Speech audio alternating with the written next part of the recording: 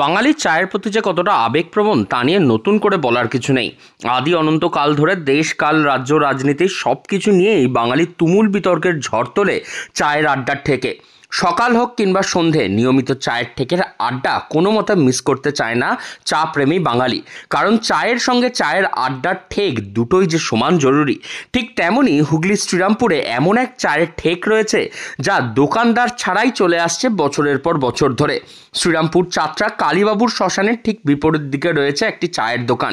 দোকানের বয়স আনুমানিক 300 থেকে 350 বছর। ছাদের কড়িবর্গার কাঠামো সেই বয়সের হিসাব ধরিয়ে দেয়। একটা সময় সেটি বাজারের দোকান হিসাবে ব্যবহৃত হলেও দীর্ঘ 80 থেকে 90 বছর ধরে এই দোকানটি ব্যবহার হচ্ছে চায়ের দোকান হিসাবে।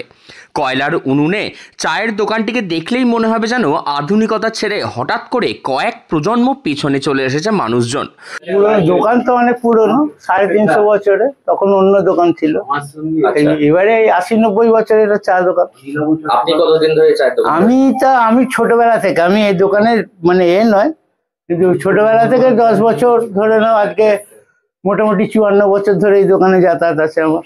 মানে এই দোকান আপনি চালনা করছেন? না, আমি চালনা করি না, এখন উপস্থিত আমি। আচ্ছা, হ্যাঁ। মানে এই দোকানটা কি মানে যে কেউ চালনা করে নাকি? হ্যাঁ, এখানে যার যখন সময় হয়, কারণ আমরা সবাই চাকরিজীবী। আচ্ছা, ঠিক আছে। আচ্ছা, এবার যার যখন সময় হয়, আজকে আমার সময় আছে, আমি ছিলাম, এরপরে ও ধরে নেবে, একজন ধরে নেবে। মানে তাহলে এই দোকানের তাহলে মানে টাকাটা কিভাবে তাহলে কি হয়? টাকাটা যেটা হবে, যে যেরকম থাকবে সে বুঝিয়ে দেবে, মানে সে মালিককে বুঝিয়ে দেবে। মালিক একজন আছেন, তারপরে আপনার এই দোকানটা চালান। হ্যাঁ, এখানে সবাই থাকে, সবাই যারা কাস্টমার তারাও কাজ করে এখানে। তারাও কাজ করে দেয়, তারাও দুধ এনে দেয়, চিনি এনে দেয়, যেটা এনে দেয় সবকিছু এনে দেবে তারা, সমস্ত কিছুই। মানে এমন একটা চায়ের দোকান যেখানে, হ্যাঁ, যেখানে সবাই কাস্টমারও এখানে এসে দোকানটা যাতে চলে, দোকানটা যাতে খোলা থাকে, সেই চেষ্টাটা কাস্টমারও করে। হ্যাঁ, মানে আজ আপনি চালাচ্ছেন, কাল এখন না কেউ চালাতে পারে, সেটাই তার সময় হবে। মালিক সবসময় থাকতে পারে না, সেও চাকরিজীবী, সে চাকরি করে। আপনারা কি এটা কি দোকানটাকে ভালোবেসে এটা? আমরা এই দোকানটাকেই ভালোবাসি, দোকানটা ভালোবেসেই চালাই। এই দোকানটা বন্ধ হয়ে গেলে অনেক লোকের অনেক রকম অসুবিধা হবে। বেশ কিছু লোক সকালের দিকে যারা আসে, তারা সকালবেলা হাঁটা চলা করে, এখানে এসে জল খায়, চা খায়, তারপর বাড়ি চলে যায়। এই দোকানটা যদি বন্ধ হয়ে যায়, তাদের বাড়ি থেকে বেরোনো বন্ধ হয়ে যাবে। এটা পুরোনো একটা স্মৃতি বলতে পারেন, হ্যাঁ, বা একটা প্রতিষ্ঠানও বলতে পারেন। এটা নামেই চায়ের দোকান, এটা একটা প্রতিষ্ঠান। ঘটনাক্রমে চায়ের দোকানে ক্রেতা ও বিক্রেতাদের কার্যকলাপও কয়েক প্রজন্ম পিছনের মানুষের মতনই। কারণ দোকানদার ছাড়াই চলে সেই চায়ের দোকানের বিক্রি। সন্ধ্যাবেলা চায়ের দোকানের আড্ডায় এসে খোদ বিক্রেতারাই চা বানিয়ে নিজেরাই খান এবং চা পরিবেশনও করেন। যার নির্ধারিত মূল্য হয় তা আবার তারা রেখে যান ক্যাশ বাক্সের মধ্যে। এই বর্তমান ধাপ্পাবাজির যুগে এমনও এক জায়গা রয়ে গেছে যেখানে মানুষজন সৎ ও নিষ্ঠা মনেই চায়ের দোকানের মধ্যে তারা সমস্ত রকমভাবে নিজেদের মতন করেই পরিচালনা করেন। এখানে জেনারেশন টু জেনারেশন বাস করছি, তা জেনারেশন টু জেনারেশন বাস করার জন্যে আমরা একে অপরকে খুব ভালোভাবে চিনি। ফ্যামিলিগত একটা সম্পর্ক আছে প্রত্যেকের সাথে প্রত্যেকের।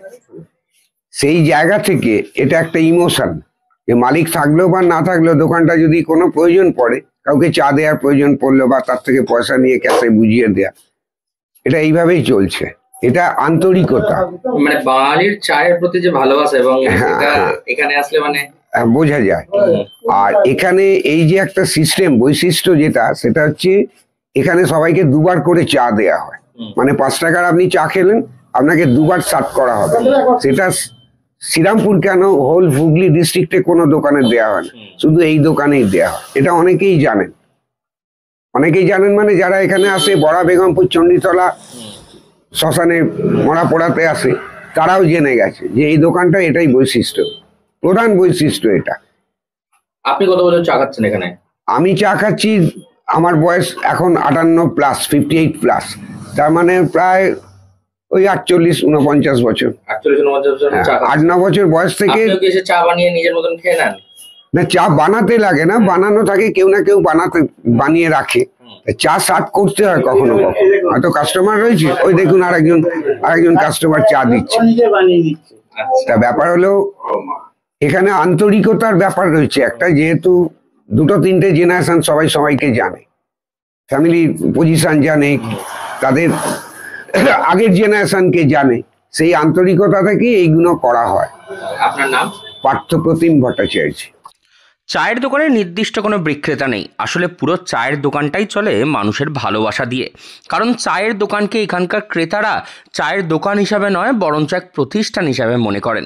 চায়ের দোকানের এক মালিক আছেন, তবে তিনিও চাকুরিজীবী। সকালবেলা দোকান খোলেন, অল্প সময়ের জন্য তিনি দোকানে থাকেন, তারপর অফিস চলে গেলে দোকান চালান অন্যান্য ক্রেতারাই। নিজেরাই এসে চা তৈরি করেন, সেই চা নিজেরাই আবার পরিবেশন করেন। এমন উদার নীতিপূর্ণ চায়ের দোকান আর বোধহয় কোথাও পাওয়া যাবে কিনা খুবই সন্দেহ। এই এমন একমাত্র চায়ের দোকান হুগলির শ্রীরামপুরে রয়েছে, যেখানে কোনায় কোনায় বাস করে সাম্যতার বাণী। কারণ এখানে সকলেই হচ্ছেন চা বিক্রেতা, আবার সকলেই চায়ের দোকানদার। এমন অদ্ভুত চায়ের দোকান আর পাবেন কোথায়? হুগলি থেকে রাহি হালদার, লোকাল 18 বাংলা।